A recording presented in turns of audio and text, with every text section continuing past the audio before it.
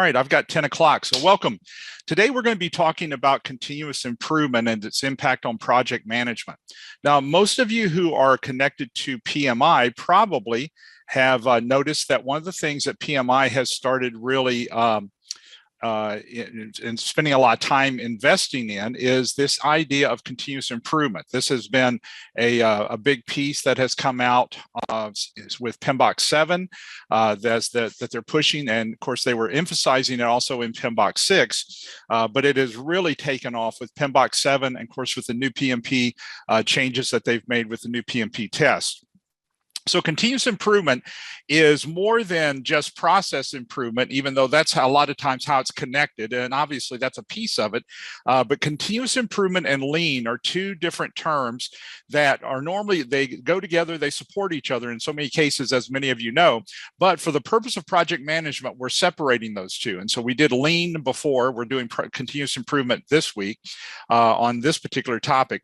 But PMI is pushing this on continuous improvement. Continuous improvement is almost always in the project management area linked to lessons learned for PMI.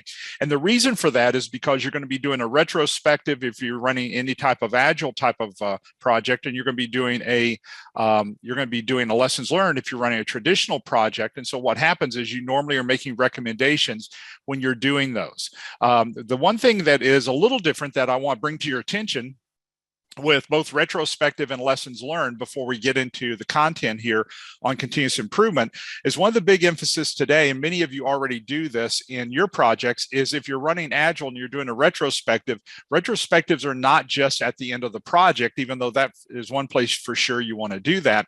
It's going to be at the end of each iteration. And so as you go through a 8-week iteration, you're going to do a retrospective. What did we learn from iteration number 1? And that information is going to feed into iteration 2. And then you do another, retrospective at the end of iteration 2. So every iteration would have a retrospective, and then you would have a big retrospective at the end of the project. So that would emphasize continuous improvement all the way through the project on the agile side. On lessons learned, most of us it's been very common for us to do our lessons learned at the end of the project. But one of the big emphasis of a little bit of a change for you too is phase. If you're running your project through phases, you know that a phase in PMI's world has all the process groups. Well, at the end of each phase, you would do a lessons learned for the phase 1, and that information would feed over into phase 2, and another lessons learned at the end of phase 2, and so forth. So that's a couple of little things that are not necessarily new, but it is a bigger emphasis. But both of those, retrospective and lessons learned, feed into this continuous improvement. So let's take a look at a couple of things. First off, let's look at some of the benefits of continuous improvement, and especially in projects. Continuous improvement allows inspections of both high and low performance areas, and for us to be able to talk about those. Allows us to open up the discussion on changing culture and processes for stronger alignment with the organization and for methodology purposes.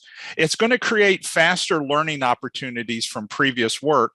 It's going to be a strengthening of project methodologies which increase project success. Rod just wrote in and said, we do retros at the end of each sprint. So see, you guys are already doing that, Rod. You're doing exactly what I'm talking about. And so that's going to help you with that continuous improvement. Plus you're able to make some of the changes earlier by doing some of that. So that's exactly what we're talking about here. Now, when we're talking about continuous improvement, let's look at it from two different aspects. It might be a little different for you, okay? So let's look at it first off from evolutionary, which is a solution to the problem or an improvement that we just know we need to make. And let's look at it from a revolutionary, new idea, new product.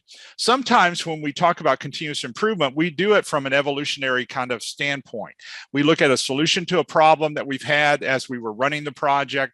We're trying to improve the process. We're trying to streamline the process. We're trying to bring something in that to make something better and get it to the customer faster.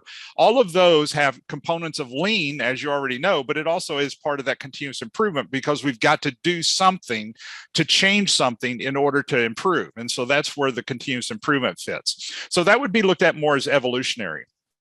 The revolutionary side would be new idea, new product. In other words, we're doing something brand spanking new that's going to be beneficial to the organization and help the customer. It's going to be a new product nobody's even thought about before and done this. I'll give you just a real simple example.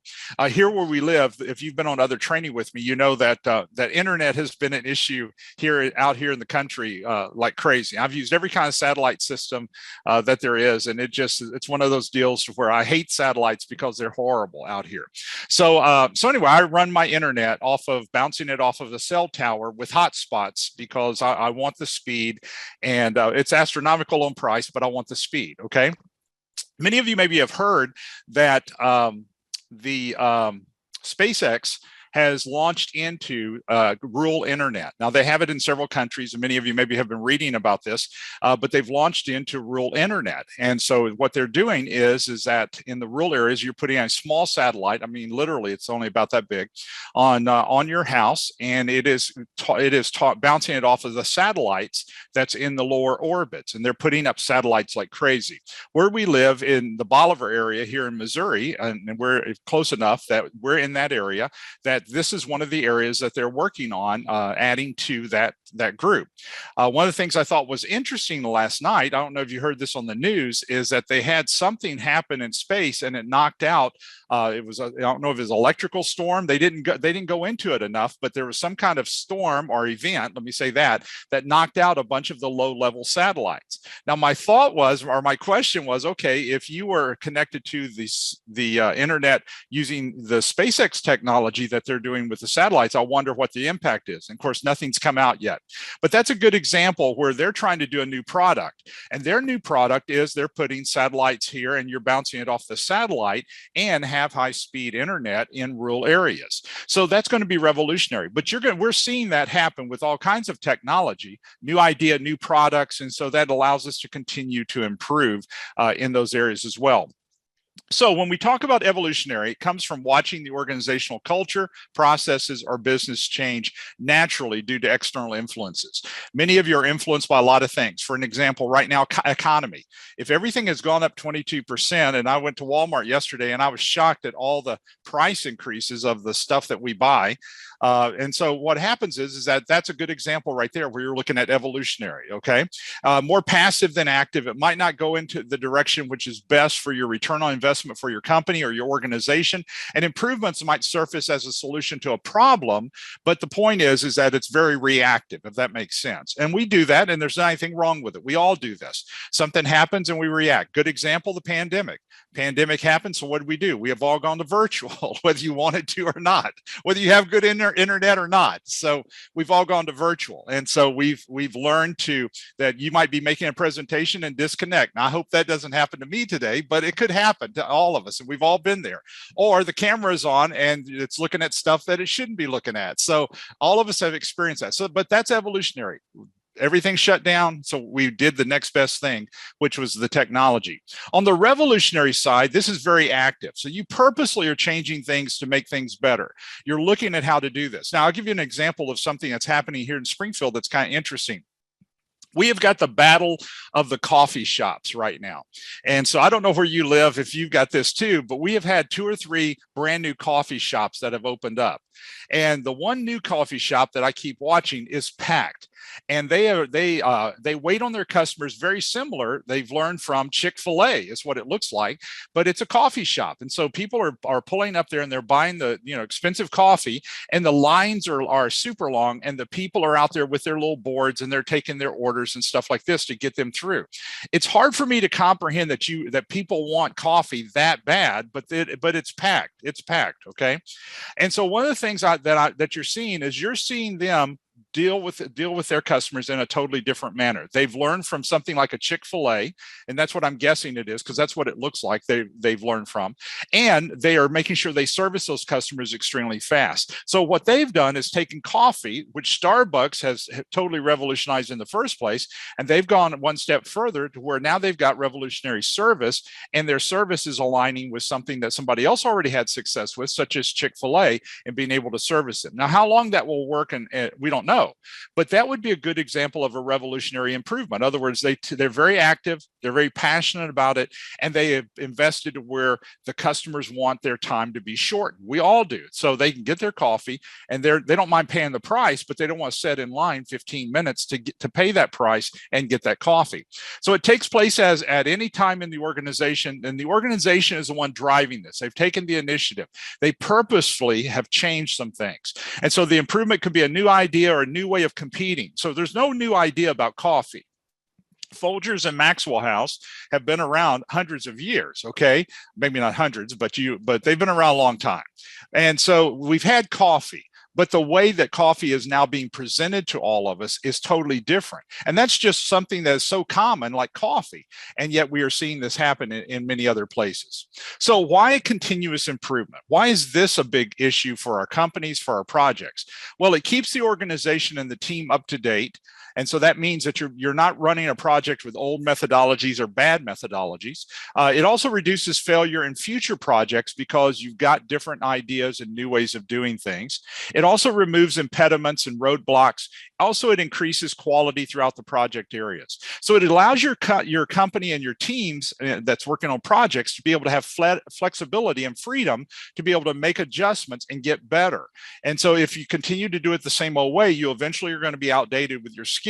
And so we've seen this with people who in the workplace, they never went to training, they didn't update their skills, and then all of a sudden they downsized and they got booted. And now they're out here and they don't have the right certifications, they don't have the right education, they don't have the right training. And so that was something personally in their career that got to them.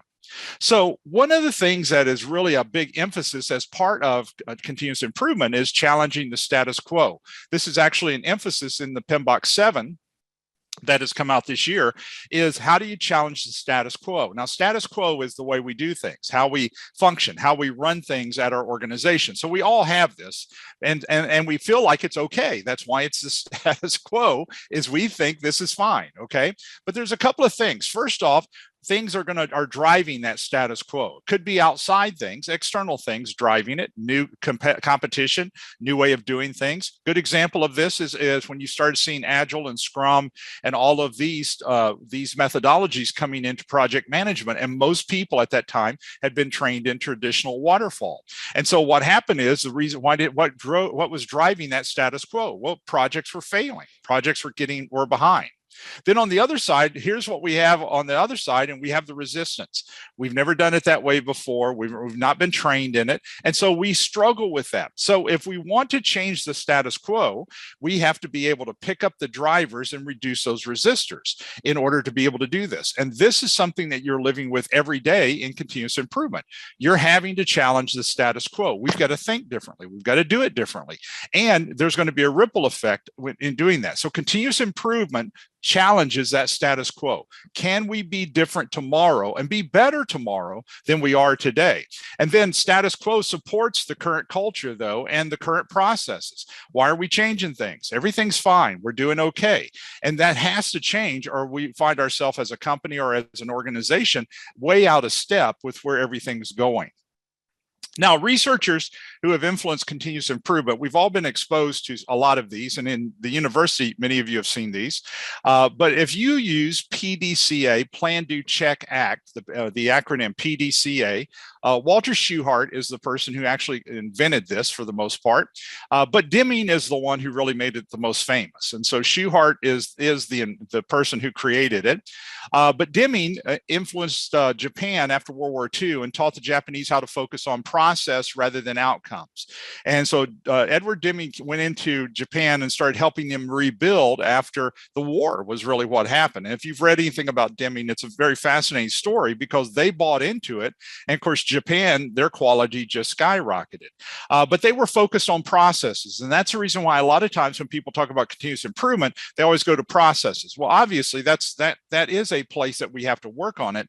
But continuous improvement could be even other areas as well. It could be continuous continuous improvement of our management staff, of our culture. It could be continuous improvement in educating our workers and our staff. How do we have continually improve and get a higher quality workforce? All of these have that mindset of continuous improvement, not just the process, even though the process is a piece of it. Also, creating a culture for continuous improvement is more than just an event. An event is we have a continuous improvement campaign, and so we change a lot of things and we feel good about it, and we've got new processes, and so we've gotten rid of waste, and we show a lot of things on return on investment, and it's been good.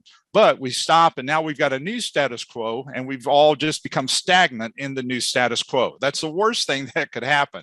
And so what we have to do is continue to grow and continue as an organization to grow and continue to improve and continue to do that even as individuals. So when we look at those continuous improvement processes, we're really looking at 4 different things: identifying areas we're going to work on, selecting something that we can be successful on in changing, implementing the new changes and implementing the new training and support that we need, and then evaluate, did it change and make things better? Now, we have a lot of people who are identifying the problem. We have a lot of people who are selecting a problem to work on and actually working on it. They're implementing something new, but they never evaluate whether it made it better. It's different, but not necessarily better. And I bet you have lived through that in your own organization, because what's happened is we've got change, but all we've done is change things. Nothing's any better. Nothing's any faster. We're not necessarily saving any more money. We just do it differently. And so everybody is shouting hallelujah over how we do it. But the point is, did we really change anything that was beneficial? Is there a better return on investment? Is this better for the customer? And so that's the piece that we have to look at. If this is better for the customer, then yes, we're actually doing something. If we're really saving time and money, we have done something. So continually identify problems, identify the new areas which need adjustment. And so as an organization, we're constantly evolving. Now, let me give you an example. Something that I don't know if you guys have this store, and this is going to show how cheap I am, I guess, but we have a store here in Springfield called the Dollar Store. Okay. And so everything's $1 in the dollar store. So you've got my drift on this. So we go to the dollar store periodically once a month, and so we buy the things from the dollar store that's a little bit cheaper than it is at Walmart. Okay, so that's what we do. So the dollar store now has announced, I don't know if yours has done this, but they announced that they will no longer be $1. Now, it's in their name, the dollar store, but they announced that they are now going to $1.25. Okay, so yesterday was our first experience with now the $1.25 store, which is no longer $1. So we go into the $1.25 store and we bought almost nothing. And the reason is because we can beat the price at Walmart or Aldi's or someplace else. Okay, so what has happened is this company has had a huge, massive change, deciding that they have to move their pricing to $1.25. Totally against the name of their own store and everything. And yet what is happening is that people who go in, if you know prices, you realize I can pay 89 cents for this and I'm not going to pay $1.25 for it. And the place was virtually empty. Nobody was in that place. So they've identified a problem. The problem was they were having revenue streams. But the thing is, they decided to pass it on to their customer, and they have now crippled themselves for the future. I'm anxious to see what the next 18 months will be. They will probably be bought out by someone else, because everything about what they have done has crippled their name, their branding, everything about it. So if you have a dollar store that's named Dollar Store, look and see if yours did this. And selecting, this is where we're determining the goals and the objectives which make the largest impact.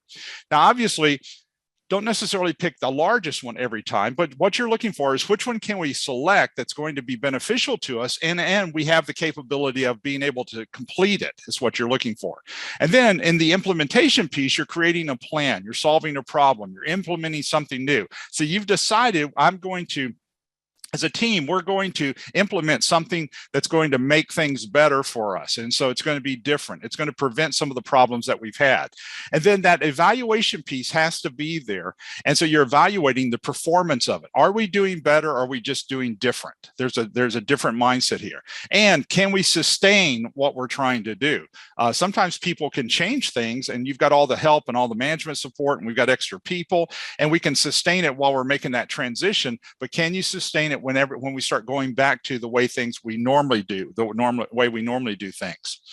All right, so this brings us into the topic of waste. And waste can be a lot of different things in an organization. But one of the areas of waste for most of us is going to be time and money. But in an organization, waste could be anything. Are we wasting any of our raw materials and things of this nature? So waste can include any resource which is used in an inefficient way, or any leftover materials which are unusable for other work. Now, many organizations have done a good job looking at this and trying to sell the scrap or the pieces that they can't use to other type of vendors or other type of companies. But the point is, there's still an awful lot of waste that happens in an organization. So here's some important things to look at when we're looking at waste. Number one, waste can and should be identified in the process. And waste is normally going to be downtime. Where is the customer having to wait, or where are you internally having to wait? And so where's the downtime? Waste increases costs and it can expand the time. And so what you're wanting to do is to be able to streamline things, to be able to get people their products or services as fast as possible. And it's going to help you inside your organization as well. Also, waste can reduce worker productivity, because if something gets to a point, if you look at manufacturing, they look at waste, it gets to this point and it has to sit there and wait. So we're not really getting that product out the door. And that's exactly what we're having to look at in every type of industry. If they can do it in a coffee shop, we ought to be able to do it in our organization, to be able to change things to where we don't have that waiting time and that delay, those delays that the customer has.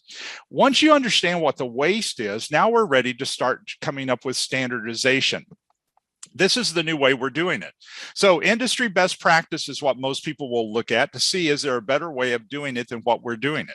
So organizations follow best practices to align with quality standards every day, but best practices must be followed by the organization at 100% to gain the benefits. And this is where it causes problems. Many times in best practices, because we have to follow those steps exactly, and it's difficult in some organizations to do that, we struggle and we don't get the full bang for our dollar or for our buck in following best practices.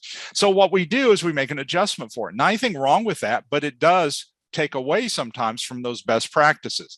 And that's one of the reasons why in project management, we talk about what's called good practices. You've seen that for years in all of your PMBOKs. When they talk about a good practice is similar to a best practice, except that we don't have to follow everything. Those things that don't make sense to our organization, we don't follow. And so it just doesn't fit. So we can adjust those. So we follow a good practice, maybe not a best practice, because of some of that clumsiness. So new processes are created for the new products, for the new service, the new outputs.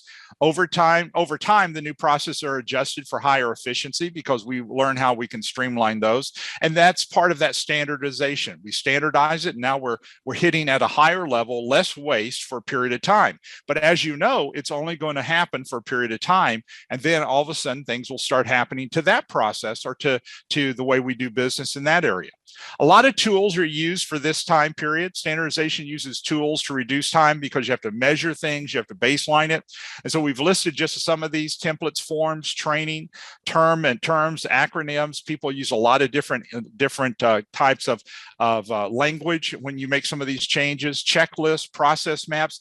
Any of these would be tools that would help you be able to determine what could we change that would make things faster and better for the customer, save us money, give us a better return on investment. And this obviously is not an exhaustive list of tools. There's other tools that we could see as well. Now, this brings us into the term called Kaizen, that many of you know. And Kaizen is a Japanese term for continuous improvement, and it's used quite often in many of your textbooks. So Kaizen believes that everyone is involved in continuous improvement. No one should be left out of the discussion. And you can see the emphasis of this really bringing in the team. And the reason for this is because people see different things. Executives are going to see it at one level. The frontline worker is going to see it at another level. The project manager sees it as something else. So all of us talking together helps us to be able to understand where's the waste and where are things messing up. And so can we streamline something? Can we make it better? So Japanese companies do not look at Kaizen as a program, but a way of life. So it's not something we're doing for the next 6 weeks. This is a way of life. We're always looking for how can we be better? We're always looking for ways that we can make an adjustment to be able to make us more money and to be able to help the customer. So Kaizen is something that is ingrained into their life in every aspect. So that's a mindset. Here, we turn it on and off as a program. So we're continually improving right now until something else happens. And then we've got a new flavor of the month that comes in. Well, see, that's not real continuous improvement if that's happening. So Kaizen umbrella, there's a lot of things that fit underneath that umbrella of continuous improvement: customer orientation, total quality, suggestion systems, automation, discipline, new product development, Kanban or Kanban boards, quality improvements, zero defects. There's been a program called Zero Defects where you produce the perfect product every time. Cooperative labor, productivity improvements, a lot of different things have fit under that Kaizen umbrella. And that's fine. Nothing wrong with any of these, but you're really wanting those things to be a lifestyle, not something that we're turning on and turning off. So let's discuss the removal of waiting time, because that's obviously one of those things that we all have. What steps would help reduce or remove the waiting time? And so it's a real straightforward thing. I'll give you an example. I'm buying a lawnmower, and so I have several acres. We live on 9 acres, and I mow several acres. So I got to get a new lawnmower. Well, my lawnmower is I went to buy my lawnmower, and so they don't have it. It's not in yet. And so it's one of the shipping problems that we all are dealing with, apparently, with toilet paper and paper towels and everything at Walmart. Shelves are always empty. Something's empty on every trip, as you know. Okay, so I go to get my lawnmower yesterday, and so I have to put my name on the list because they don't have my lawnmower. And the reason is because of the chips and all the different components. They're not being able to get those to build my lawnmower.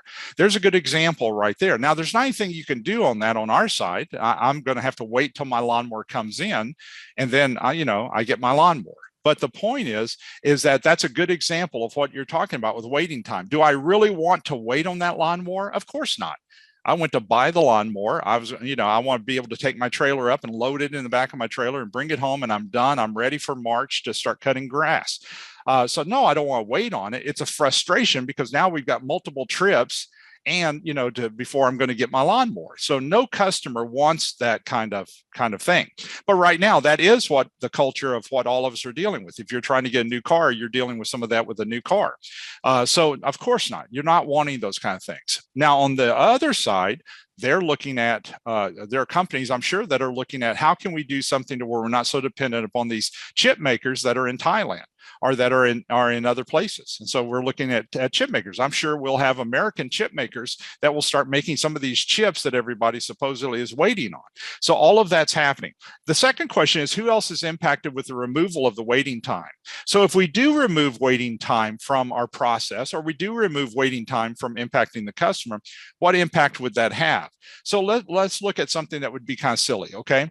So obviously, if you go through McDonald's, as we've all done at some point in time, and if you have kids, you've done it multiple times. And when you go through McDonald's is a process. That's all it really is. And so they can remove some waiting time, and McDonald's probably has already removed most of the waiting time. But there's a certain amount of time to cook your hamburger and get that hamburger fixed. Now, you're not wanting them to speed that up because now you've got a raw burger coming to you, and it's not going to be correct. So that's not going to be quality.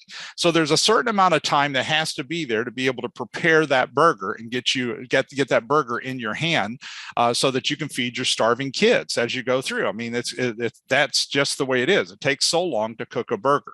But the point is, the other waiting have they addressed it? So, like, for an example, they've got 2 lanes going in now to be able to address some of that. And in most part, what's surprising is how many times that it has worked really well, those 2 lanes. So you're looking at a ripple effect. If we speed this up, what impact does it have on the back end? The third thing is, does the waiting time support some type of quality or best practice or plan? Now, the waiting time at McDonald's, the reason for that example is the waiting time at McDonald's is there to give you some type of quality. What's the quality? You want a hamburger that's cooked.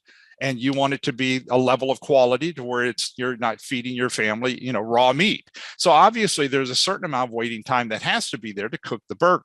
But the point is there waiting time that's happening that should not be there? For an example, if you've ever had to wait for them to bring you your order, and we've all done that probably, but if you've ever had to do that's a little bit of a frustration because you're not really wanting to wait. You're wanting them to be able to have the order ready by the time you get there.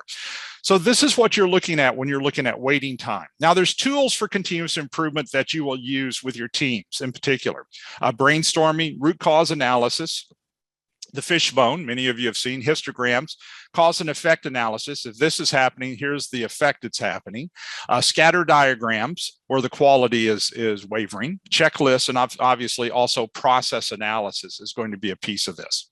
Now, when you look at continuous improvement, it always starts with that hypothesis. And the hypothesis is something you think is happening. Now, in many cases, it is happening, but you don't know yet because you don't have evidence. You maybe don't have evidence. It's all circumstantial in your mind.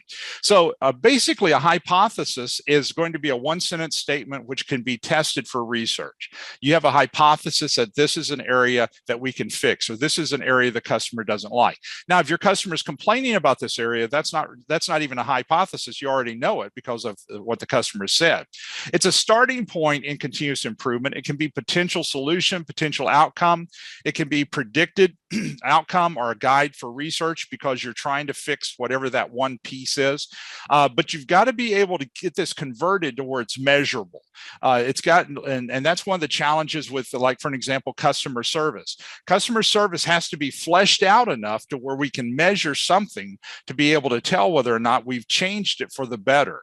And so you've got to be able to get that to a point where you measure it. And so just that having that perspective to where it's very subjective is not going to cut it. You've got to, how are we going to measure it? So in other words, if it's taking 7 minutes to get from this point to this point and we reduce it to 4, then I can measure that. We've cut 3 minutes out of that, those steps to be able to get that to the customer. Now, in doing this, many times what you'll do is you'll evaluate, for an example, well, let's do the process because that's one of the areas. So if you were doing the process to cut time out of the process, because so many of these things do influence the process, you've got the sequence of the process or the steps, the duration of that piece. Is there a type of symbol there? Why is this step included? Do we have to have this step? What is the reoccurring frustration that we have about this step and the description of it? Now, for an example, why is this step included? And a lot of times when you're looking at a process, you've got a sign off. So let's say, for an example, you've got 14 steps in this process, but you've got 3 sign-offs. Why is this step included? Meaning the sign-off. Why do I have 3 sign-offs? Is 1 sign-off enough? Or do we need any sign-offs? Can our team not look at this and evaluate it and make sure it's quality without a sign-off? Because a sign-off, if that was a stopping point, that was what we're talking about here. And so you're going to such a point, and it stops because somebody has to sign off. That's what you're looking for is dead time. Not saying all sign-offs are wrong, but do you need 3 sign-offs? And that's what you're looking at. So you're evaluating that wait time. Does the waiting time make sense in bringing value to the customer?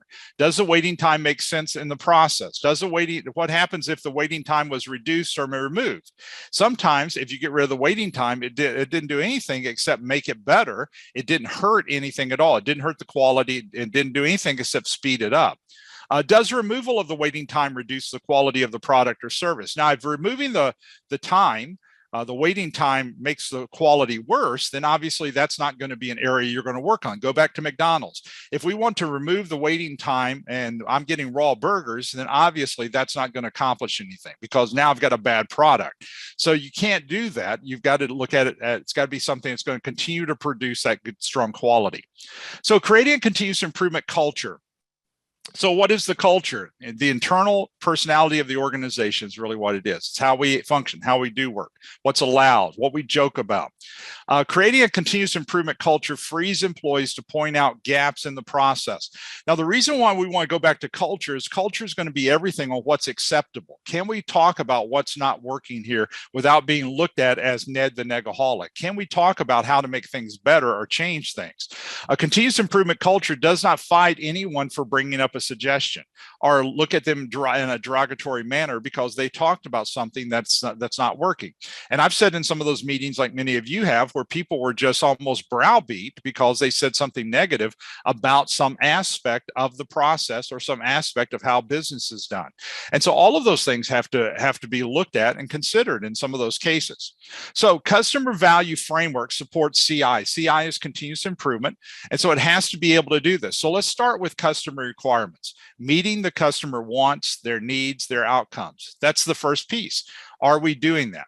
If we are meeting the customer needs, it's going to be supported with an output or a process capability because everything's done in a process. So that's why you start with that. So you've got benchmarks or internal standards of how we do business, which is supporting that customer requirement. And then that brings in the management support, organizational makeup, the technology.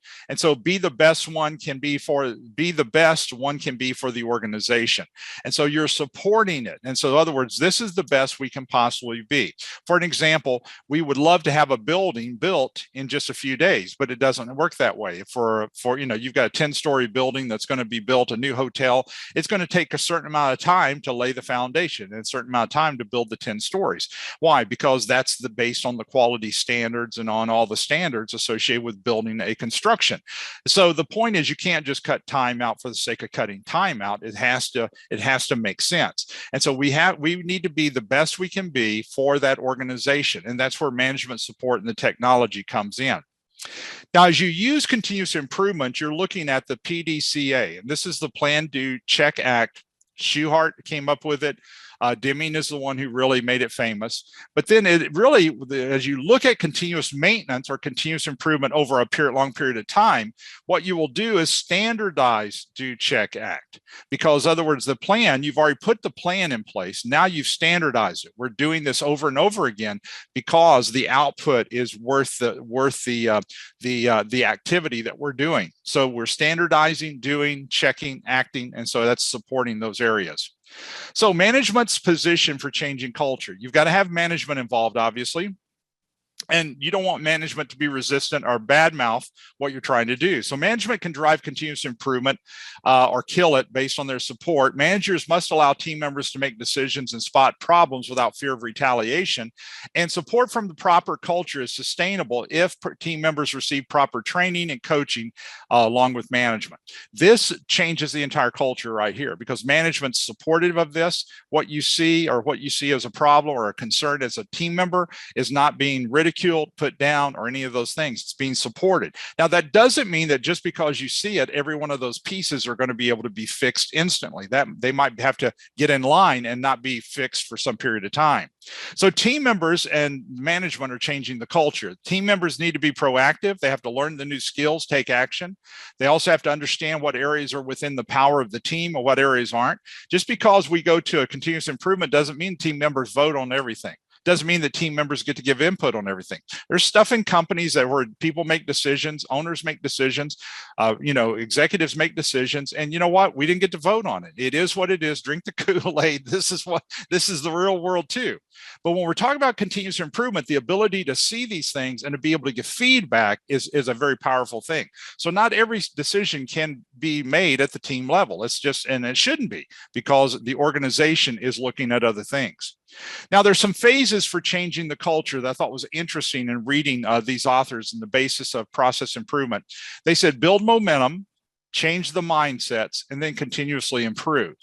So you can't continuously improve until you've already started some kind of action in that direction, but also the mindsets have to change. We have to think differently.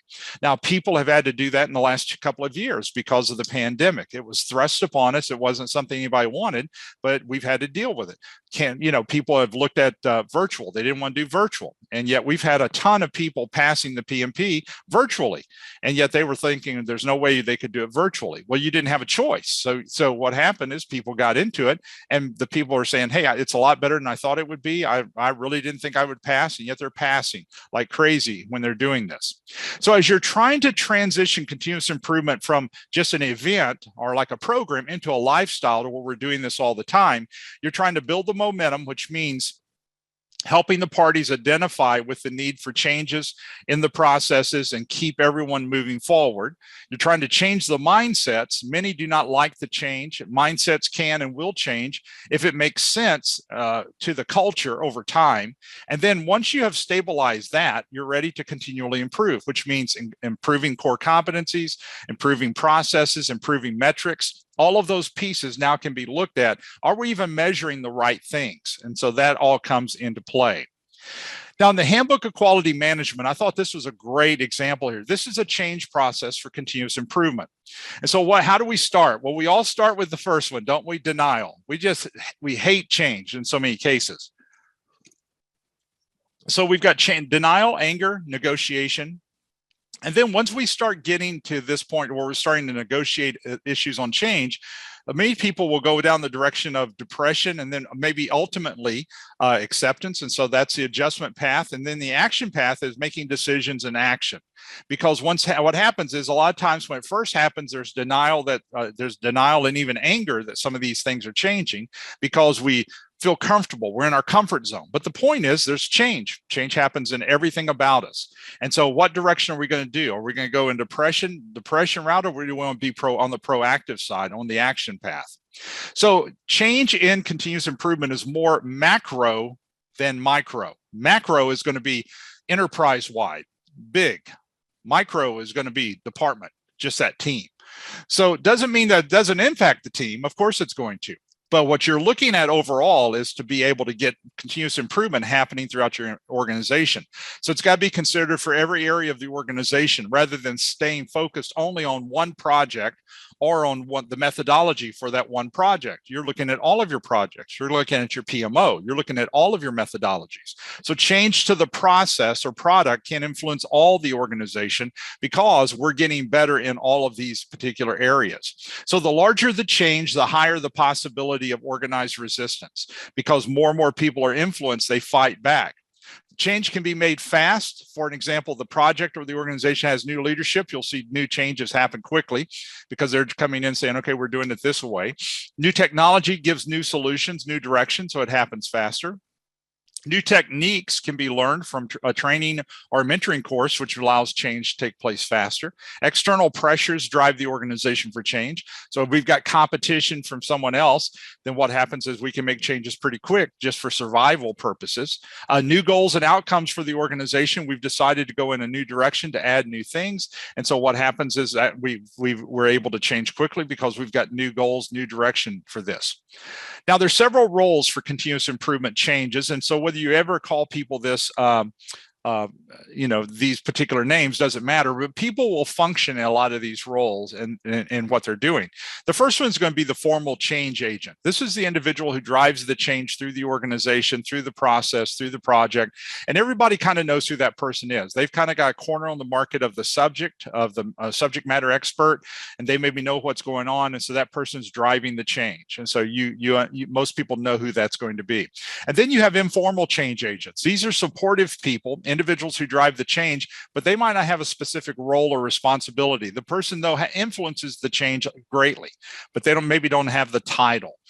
You'll have sponsors who support the change by providing authority, financial support. You'll have supporters or advocates who are supportive. Also, they understand the change and they see the bigger picture. A lot of times your supporters and advocates will be management, upper management in particular. They see the bigger picture of what everybody's trying to do. And so they're there trying to help with this.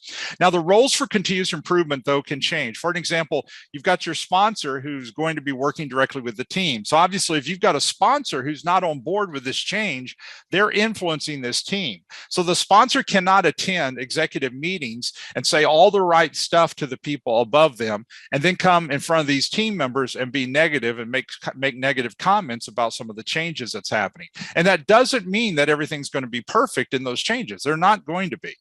So you have to look at that. And then you've got your formal change agent that's influencing all of these different pieces as well. And then you've got your informal change agents, which could be your team members who are really driving the bulk of this change because they're the eyes and ears ears, and hands going across that organization in every one of these areas. And these informal change agents can also be influencing the sponsor in a positive manner if it's allowed to be able to make those changes even more positive, and that reassurance that things are going in the right direction. The other thing that I think is interesting is the forms of change and continuous improvement. Now, we're talking about change. One of the first pieces is how people think. Do we think differently? Behaviors, procedures, models, obviously, do we act differently? And then the third, do we take steps that are different, systems or processes?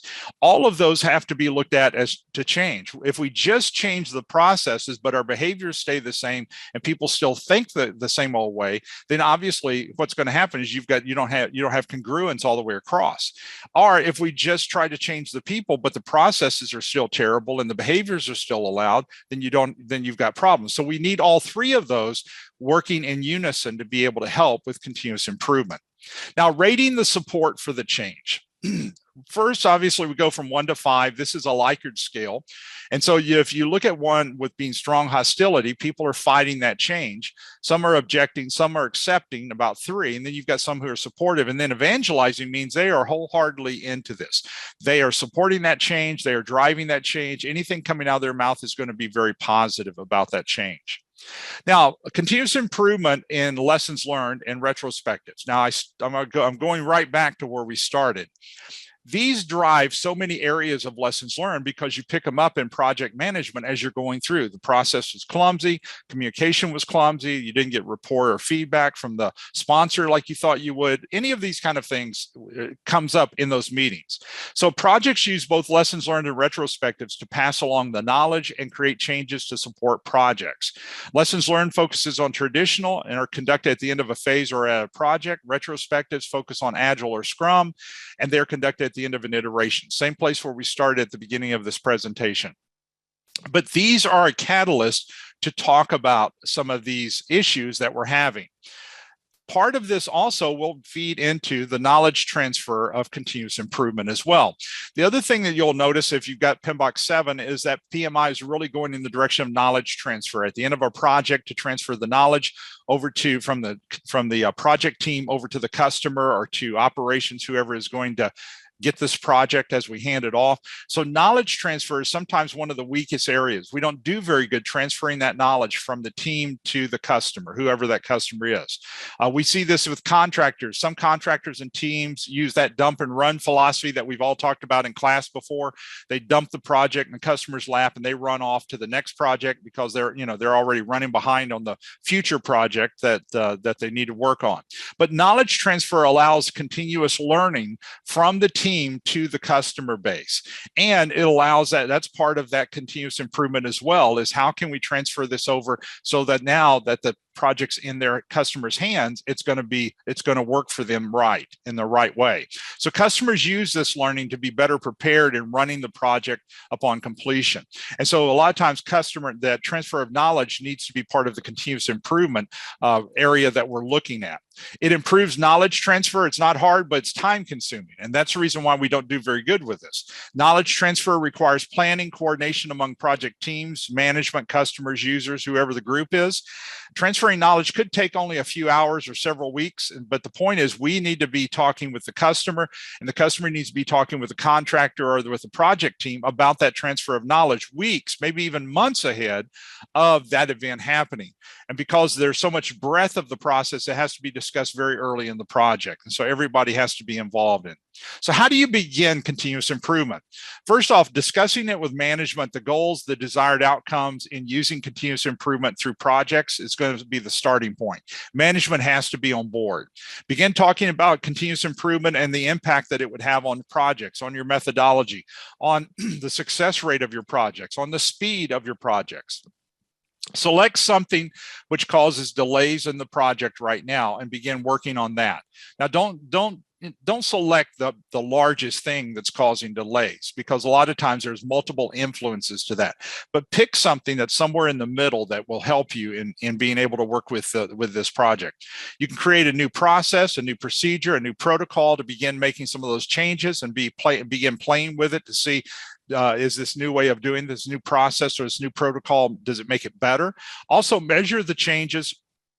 Make sure the efficiencies are as high as expected. We thought this was going to be better, but it's much better than what we thought it would be. Or we thought this was going to be better, but you know what? We're not really getting much out of it. It's different, but we're still running into the same delays that we had before. All right. So let me close right here and talk real quickly about a couple of things I'm excited about. Let me talk about something that's not on here that I'm researching right now. We'll be offering it as a special webinar. That's not a monthly webinar, but we're going to offer it as a special. I'm working on right now a special webinar for those of you who do not have your PMP, will be interested in this, on how to analyze the questions on the PMP test. And so what I'm going to be doing is taking 20 or 25 questions and pulling those type of questions up in that presentation and talk about how that it is structured and how to come look at that and come up with the right answer. So it's not just memorization, it's being able to back into the right answer. Because we know that on most of the questions on the PMP test, there's 2 right answers. And so what happens is a lot of times you'll pick the lesser of the 2 and maybe miss that question. So I want us to analyze what is the better question and give you some of the different styles of questions that are on the new test. So I'm working on that right now. You'll be able to get some of the advertisement on that for those of you who don't have the PMP. Because if you're going to take your PMP test, you want to make sure you know this, because these different styles of questions can throw you off a little bit. Next month, we're doing hybrid project management. We've got a brand new program we've just written on hybrid project management, a new 2-day program. And so we're going to just hit some of the highlights in the webinar next month. And so it'll be on Friday, February 4th. It'll be 10 o'clock. And so many of you have signed up for that already. But if you haven't, go to our website and do that. And then for those of you who don't know about this, if you don't have your PMP, or if you know someone who doesn't have a PMP, we have run 2 groups of mastermind groups on the PMP. This is a 5-day. You commit 1 hour a day is really all you're doing for those 5 days. You've got some videos to watch. It helps you fill out your application. You get 5 contact hours from PMI for attending this. And so it's very fast paced. You control the time. I do 2 Zoom calls during that week to answer questions about the PMP. And the other reason to do this is that you automatically get the lowest price if you decide to do the boot camp. So you save $700 on the boot camp by doing the mastermind group. So it goes from $2,250 down to $1,550 with the guarantee. And we do a drawing in each of the mastermind groups, and there's one person in each mastermind group who gets a free scholarship to attend a boot camp. So there's a lot of reasons for you to go to be part of this. If you know of other people who are looking at the PMP, get them in. We have 2 left for this year. We have 1 in May and 1 in September. And like I said, you're able to control your time and do whatever time you want, but you've got that week and you've got work to do. It's about an hour a day. You'll do a little bit on discussion boards. You'll fill out your application. You can ask any questions you want, but this is something that we're running probably 20, 25 in these groups and helping people kind of get through, because there's a lot of unanswered questions if you're applying for your PMP that a lot of times you don't get off of the website. So this is one of those mechanisms to help you with that.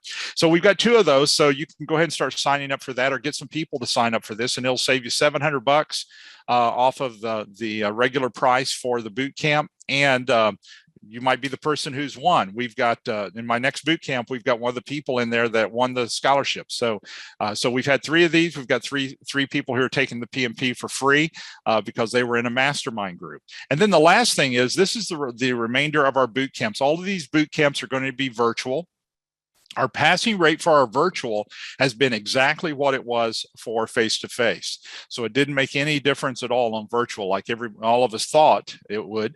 So this is the remainder of our boot camps. And so if you are looking at trying to get in a mastermind group, get in the mastermind group and then pick you a boot camp after that, that's the best way to do that.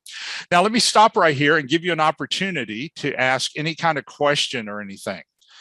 So thank you, Janine. She said these are awesome. Trust me. So that's great. So let me stop and open this up. And so what kind of questions do you have?